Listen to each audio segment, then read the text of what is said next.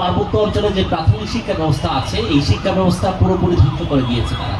কিভাবে ধ্বংস করেছে আমি যদি একটু বলি, আপনারা হিসাবটা যদি দেখেন, প্রথম আলোর একটা জরিপে বলা আছে সেখানে পার্বত্য অঞ্চলের পাহাড়ি শিক্ষার্থীরা 40% শিক্ষার্থী তারা প্রাথমিক স্কুল থেকে ঝরে পড়ে। এই ঝরে পড়ার মূলত কয়েকটি কারণ আছে। প্রথম কারণটা যদি আমরা আমার নিজের অভিজ্ঞতা থেকে দেখি, সেটা আমার বেড়ে ওঠা খুবই পাড়ার একটা স্কুলে, সেখানে স্কুলের শিক্ষক কিন্তু এখানকার বাঙালি জনগোষ্ঠী, যখন তিনি পড়াইতে যান তখন আমি তো আলটিমেটলি বুঝে ওঠার যে সক্ষমতাটা, এই সক্ষমতা আমার কাছে গ্রোথ হয় না। যার ফলে হয় কি, আবার আমার আশেপাশে যে বন্ধুগুলো থাকে তাদের নিকট হচ্ছে আমার হাসাহাসি পাত্রটা হইতে হয়। আরও একবার যখন বিশ্ববিদ্যালয়ে যায়, এই বিশ্ববিদ্যালয়ের সংকটের মধ্যে সবচেয়ে সংকটটা আমাকে পোহাইতে হয়েছে। সেটা কীভাবে, আমি পড়েছি নাটকে, নাট্যকলায় করতে গিয়ে সেটা জোর করা হয়েছে শুদ্ধ বাংলায় বলতে হবে। যখন এটা ইম্পোজ করা হচ্ছে, যখন আমি নাটকের ডায়লগ বলছি, সেখানে কিন্তু আমাকে নিয়ে আমার বন্ধু বান্ধবরা অনেক সময় হাসাহাসি করছে। এই যে সংকট, আলটিমেটলি এই বাংলাটা তো কিন্তু আমার মাতৃভাষা না। এই সংকট থেকে কিন্তু উত্তরণের যে জায়গাগুলো, এই জায়গাগুলো কিন্তু এই রাষ্ট্র ব্যবস্থা তৈরি করতে পারেনি আমরা যেটা মনে করছি। এই সংকটটা আরও সংকট করেছে যখন পার্বত্য অঞ্চলে যে প্রাথমিক শিক্ষার কেন্দ্রগুলো হচ্ছে আপনার জেলা পরিষদের হাতে দিল। এই জেলা পরিষদ কি করেছে আমরা যদি দেখি, এই জেলা পরিষদ লক্ষ লক্ষ টাকা দুর্নীতি করে শিক্ষক দিয়ে, বর্গা শিক্ষক দিয়ে এই প্রাথমিক স্কুলগুলো চালিয়েছে। আমরা দেখেছি যে তারা যখন কোনো শিক্ষককে নিয়োগ দেওয়া হয় অনেক গভীর পাহাড়ের ভিতরে, তখন সেই শিক্ষক আলটিমেটলি সেখানে যান না। সেখানে কি করেন তিনি, সেখানে হচ্ছে একটা বর্গা শিক্ষক দিয়ে প্রাথমিক শিক্ষাটা চালু করেন। তাহলে বন্ধুরা, এই সংকটের মধ্যে থেকেও আমাকে হচ্ছে প্রথমে হচ্ছে আমার মাতৃভাষায় বলতে হচ্ছে, এরপরে আমাকে বাংলা শিখতে হচ্ছে, এরপরে আবার আমাকে চাকমা, এরপরে আবার ইংলিশ শিখতে হচ্ছে আমার প্রতিযোগিতার জায়গাটাকে। এই সংকটের মধ্যে দিয়ে যখন এখানকার বৈষম্য বিরোধী আন্দোলনটা শুরু হয়, কোটা বিরোধী যখন আন্দোলনটা শুরু হয়, তখন কিন্তু আমরা পাহাড়ি ছাত্ররা খুবই শঙ্কায় ছিলাম। এই কোটাটা যদি বাতিল হয়ে যায় তাহলে আমার অবস্থাটা কোথায় যাবে। কেন শঙ্কায় ছিলাম, আমি তো প্রথম থেকে হচ্ছে আমার মাতৃভাষা পড়তে পারিনি। আমার বিকাশের যে প্রথম শর্ত সেখানে হতে স্তব্ধ করা হয়েছিল, তারপরে আবার আমাকে অন্য ভাষায় পড়তে হচ্ছে। এই জায়গাগুলো তৈরি করার একটা সংকট আছে।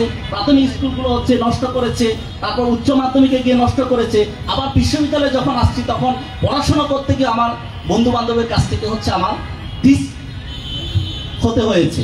এই যে সংকট, আমার একটা চাপিত জীবনের মানসিক যে প্রশান্তি, মানসিক যে জায়গাটা, এই জায়গাটা ভাববার রাষ্ট্র তৈরি করতে পারেনি। এইটা তৈরি করতে না পারার কারণটা আমরা মনে করি যে প্রাথমিক স্কুলগুলো যে সামাজিক বিজ্ঞান বইটা আছে, আমরা বারবার বলেছি এই প্রাথমিক শিক্ষার সামাজিক বিজ্ঞানগুলোতে হচ্ছে পাহাড়ের যে পাহাড় সমতলে যে জাতি সত্তাসমূহ আছে তাদের পরিচিতিমূলক একটা ব্যবস্থা করা হোক। কেন বলছি সেটা, কারণ আপনি এখানকার রাষ্ট্র ব্যবস্থা কি করেছে দেখেন, তিনি করেছেন কি, এখানকার পাহাড়িরা কি খায় না খায় তার সেটা জাতিগত পরিচয় তুলে ধরা আছে।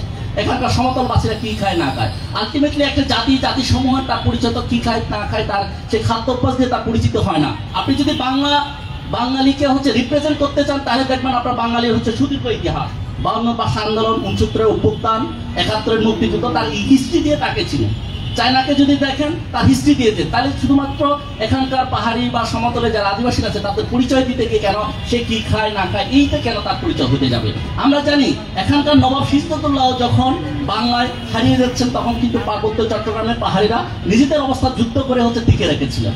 তারা কখনো কেন্দ্রীয় শাসনের অঞ্চল ছিল না। আমরা মনে করি একসময় যে কার্পাস, এই কার্পাস হচ্ছে এখানকার যে তাঁত শিল্প ছিল, এই তাঁত শিল্পকে সমৃদ্ধ করেছে। আমরা এটা মনে করছি যে বন্ধুগণ, সমতলে আপনারা দেখেন যে ব্রিটিশ উপনিবেশিক শাসনের মধ্যে দিয়ে ব্রিটিশ উপনিবেশিকদের বিরুদ্ধে প্রথম যুদ্ধ করেছে কিন্তু এখানকার সাঁওতালরা।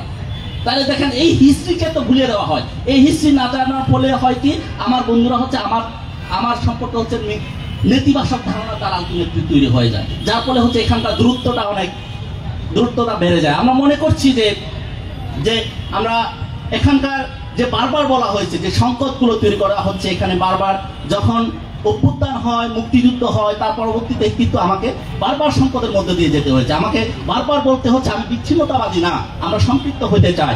বারবার আমাকে সোনার বাংলা গিয়ে, বারবার ধনধান্য পুষ্প ভরা গিয়ে আমাকে বারবার জানান দিতে হচ্ছে। কেন করতে হবে সেটা? আজকে আমরা দেখেছেন এই ভাষা দিবসের দিনেও একটা ভিডিও খুব ভাইরাল হয়েছে, সেটা হচ্ছে আমাদের পাহাড়ি ছেলেপেলেরা আমার ভাইয়ের রক্তের রাঙানোটা গাইছে খুব সুন্দর করে, আমি বাংলায় গান গাই, এটা করছে কারণ সেটা তার অস্তিত্বের সংকটের মধ্যে থেকে সে জানান দিতে চায় যে এই বাংলাদেশের অংশগ্রহণের, যে বাংলাদেশ বিনির্মাণের যে রূপকল্প, এই রূপকল্পে তার যে অংশগ্রহণের জায়গাটা, এই জায়গাটা তার হচ্ছে তৈরি করা। সেটা কেন করতে হবে?